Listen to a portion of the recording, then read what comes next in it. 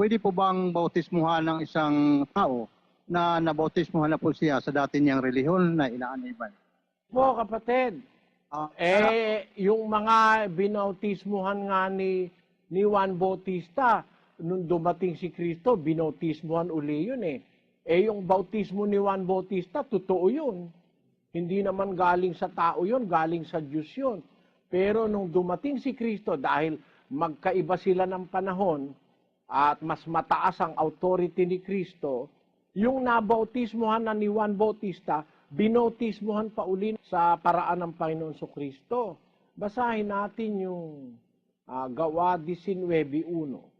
At nangyari na samantalang si Apolos ay nasa Corinto, pagkatahak ni Pablo ng mga lupaing matataas ay napasa Efeso at nakasumpong ng ilang mga alagad.